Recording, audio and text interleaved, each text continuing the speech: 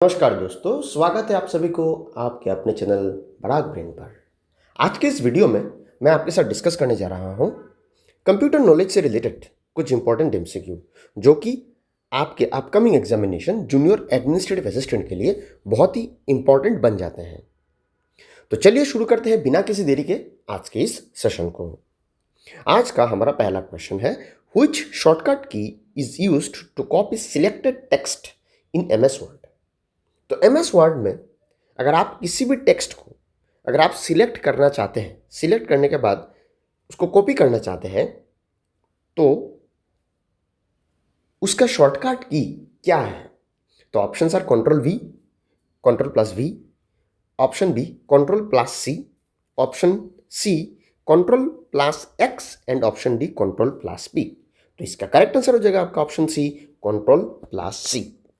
तो अगर आप कंप्यूटर में जब आप टाइप वगैरह करते हैं, तो अगर कीबोर्ड में आप अगर किसी भी टेक्स्ट को अगर आप सिलेक्ट कर लिया है, ठीक है, उसके बाद आपने कंट्रोल प्लस सी का अगर बटन प्रेस किया है, तो उस टेक्स्ट को आप किसी और जगह पर आप कॉपी कर सकते हैं। तो साथ ही बाकी एडिशनल जो कीज होते हैं उसके बारे में भी हम जान लेते हैं। तो अगर आप किसी भी टेक्स्ट को कट करना चाहते हैं, ठीक है, तो उसके लिए आपको प्रेस करना पड़ेगा कंट्रोल प्लस एक्स। कॉपी के लिए तो ऑलरेडी बता दिया मैंने, कंट्रोल प्लस सी। अगर किसी भी टेक्स्ट को आप पेस्ट करना चाहते हैं, मतलब कॉपी किए गए टेक्स्ट को अगर आप पेस्ट करना चाहते हैं, तो उसके लिए आपको प्रेस करना पड़ेगा कंट्रोल प्लस वी। और किसी भी डॉक्यूमेंट को अगर आप प्रिंट करना चाहते हैं, तो उसके लिए आपको प्रेस करना पड़ेगा कंट्रोल प्लस पी। तो शॉर्टकट की से ऊपर, ठीक है, शॉर्टकट की से ऊपर शॉर्टकट की रिलेटेड क्वेश्चंस एमसीक्यू जैसे एग्जाम में हर साल पूछे जाते हैं, और जिस एग्जाम में कंप्यूटर का वेटेज है उसमें तो शॉर्टकट की से क्वेश्चन आता ही है, ठीक है। तो आप शॉर्टकट की से रिलेटेड आप एमसीक्यू प्रैक्टिस कीजिएगा। Second question, what is the default file extension of MS word document in word 2016 पकड़ लीजिए, जो भी पकड़ लीजिए, वहाँ पे जो डिफ़ॉल्ट फाइल एक्सटेंशन होता है एमएस वर्ड का, वो क्या है? मतलब आप किसी भी फाइल को जब आप सेव करने का कोशिश करते हैं ना, तो उस समय एक फाइल एक्सटेंशन बोल के एक चीज़ रहता है, मैं दिखा दूंगा आपको अभी भी। तो वो जो डिफ़ॉल्ट फाइल एक्सटेंशन है एमएस वर्ड का, वो क्या है? तो एमएस वर्ड का डिफ़ॉल्ट फाइल एक्सटेंशन है डॉक्स, ठीक है। तो मैं उसको थोड़ा जूम करके आपके लिए मैं सुविधा के लिए दिखा देता हूँ, ठीक है।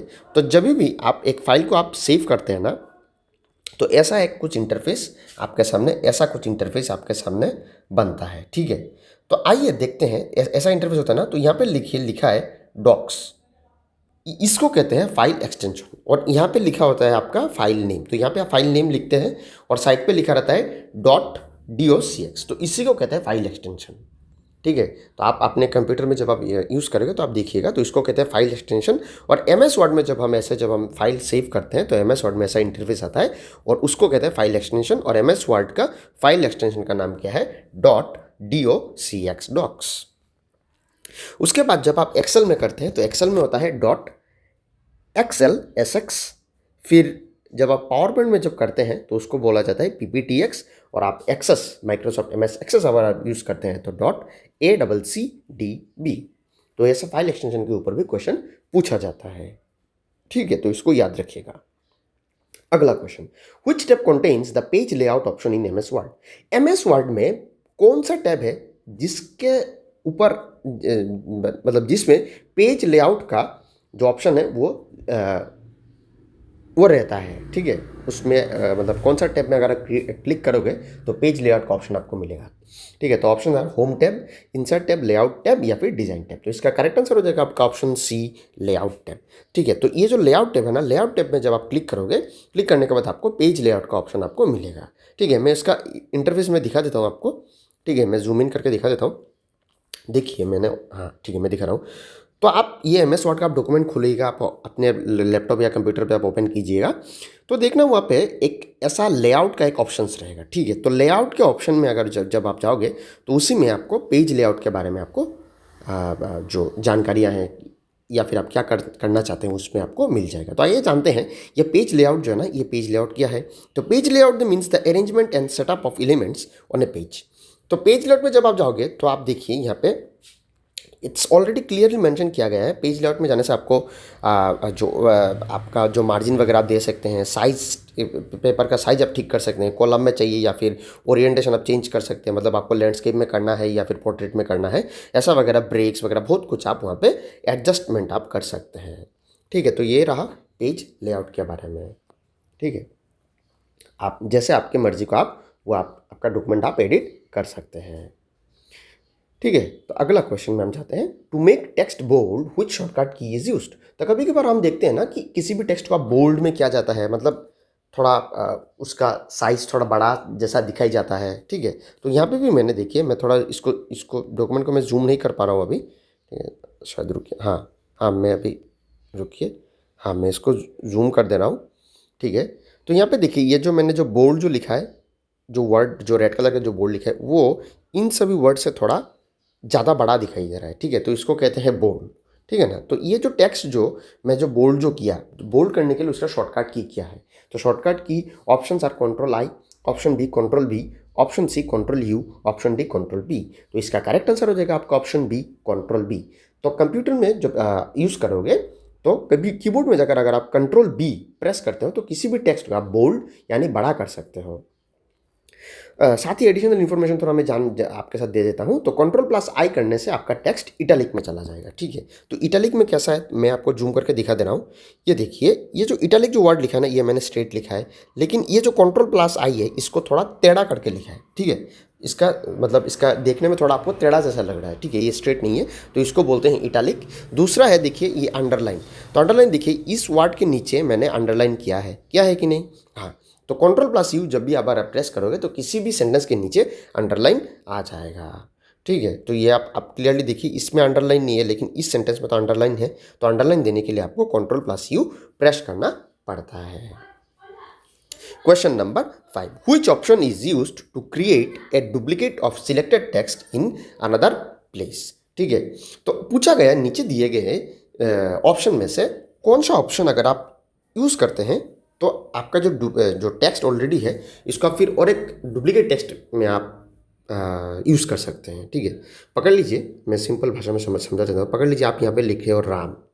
ठीक है, लेकिन आपको चाहिए कि राम फिर यहाँ से आके फिर यहाँ पे पेस्ट हो जाए। ठीक है, फिर यहाँ पे ऐसा सेम राम लिखा है, तो ऐसा क्या करने से आपका ये सेम हो जाएगा। तो ऑप्शन आर काट paste, option B delete and write, फिर option C copy and paste, option D move. तो इसका आप सीधा ऑप्शन है, आप इसको कॉपी कर लीजिएगा।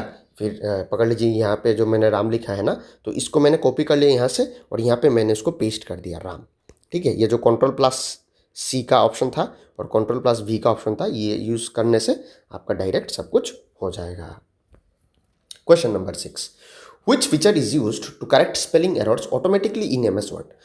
तो पकड़ लीजिए, आपको किसी भी स्पेलिंग लिखना है तो आपको पता नहीं है। ठीक है, तो आप उसको कैसे आप ठीक कर सकते हैं, कुछ फीचर, कौन सा फीचर अगर आप यूज़ करते हैं तो आपका जो स्पेलिंग एरर वो नहीं होगा। ठीक है, तो इसका ऑप्शन क्या क्या है, spell check, option B grammar check, option C autocorrect, option D find and replace. तो इसका करेक्ट आंसर हो जाएगा आपका ऑप्शन सी ऑटो करेक्ट। तो ऑटो करेक्ट जो सिस्टम है वो अगर आप अपना एमएस वर्ड में अगर आप एनेबल करके रख देते हैं तो आप किसी भी, अगर आप लिखते हैं कुछ भी एग्जाम्पल, मतलब कुछ भी वर्ड अगर लिखते हैं, पकड़ लीजिए एलिफेंट स्पेलिंग आपको आता नहीं है।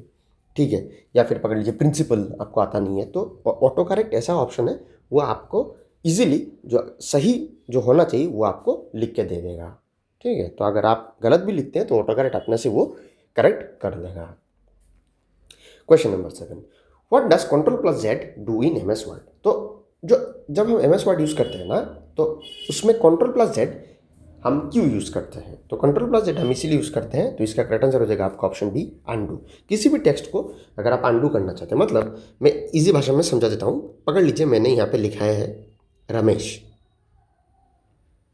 ठीक है, लेकिन मुझे बाद में याद है, अरे नहीं रमेश तो होना नहीं है। ठीक है, लेकिन तो इसको मैं अगर मैं बैक स्पेस करके जो अगर मैं काटने का कोशिश करूँ तो ये क्या होगा, बहुत दिक्कत लगेगा ना। फिर इसको काटो, इसको काटो, इसको काटो, इसको काटो, इसको काटो। लेकिन तो मैं क्या करूँ, अगर मैं ऐसा लिख दूँ कंट्रोल प्लस जेड में, इसको अगर प्रेस कर दूँ तो डायरेक्ट ऐसा उड़ जाएगा वो। ठीक है, एक ही बार में वो पूरा उड़ जाएगा। ठीक है, तो यह रहा कंट्रोल प्लस जेड का फंक्शन। अगला question, which key is use to create a new document in MS Word. तब जब भी आप एमएस वर्ड यूज़ करते हैं तो एमएस वर्ड में हम क्या करते हैं, बेसिकली हम टाइप वगैरह करते हैं, ठीक है। तो उसमें पूछा गया कि अभी पकड़ लीजिए आपने, ये मेरा एक एमएस वर्ड का, ठीक है, इसका हाँ पकड़ लीजिए, ये मेरा एक एमएस वर्ड का ये एक डॉक्यूमेंट है। तो इसमें मैंने ऐसा वगैरह कुछ कुछ लिख दिया। तो अभी इसको मैंने ऑलरेडी सेव भी कर लिया।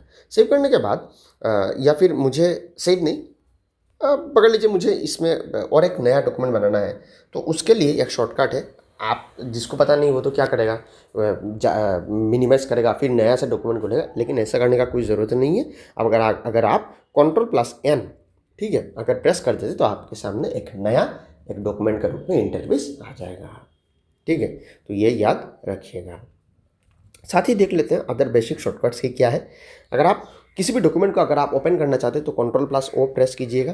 किसी भी डॉक्यूमेंट को अगर आप सेव करना चाहते हैं तो Ctrl+S से जो की है वो प्रेस कीजिएगा। किसी भी डॉक्यूमेंट को अगर आप प्रिंट करना चाहते हैं तो Ctrl+P, और किसी भी डॉक्यूमेंट को अगर आप क्लोज करना चाहते हैं तो Ctrl+W।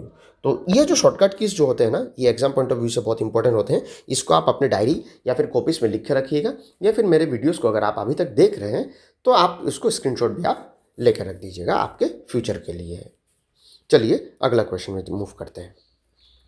Which view shows how the document will look when printed। तो होता है ना कि अभी आपने कंप्यूटर पे डॉक्यूमेंट बनाया है, ठीक है, तो आपको जानकारी लेना है भाई, ये अगर ये जब प्रिंट होगा तो उसका शेप कैसा रहेगा, ठीक है। तो उसके लिए कंप्यूटर में एक ऑप्शन भी है। तो उसमें क्या क्या ऑप्शन दिया गया देखिए, वेब लेआउट में क्लिक करने से मिलेगा क्या, या फिर आउटलाइन व्यू, या फिर प्रिंट लेआउट, या फिर ड्राफ्ट व्यू। तो इसका करेक्ट आंसर हो जाएगा आपका प्रिंट लेआउट, ठीक है। तो ये देखिए, जब भी आप एमएस वर्ड आप यूज़ करोगे ना, मैं जूम कर देता हूँ इसको, ठीक है।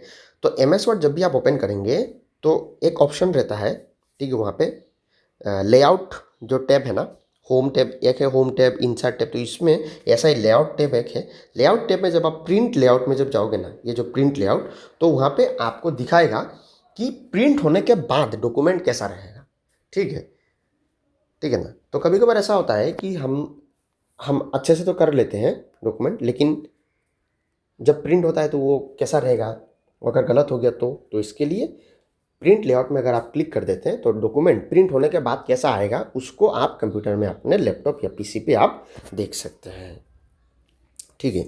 तो ये रहा प्रिंट लेआउट के बारे में। इन MS word what is the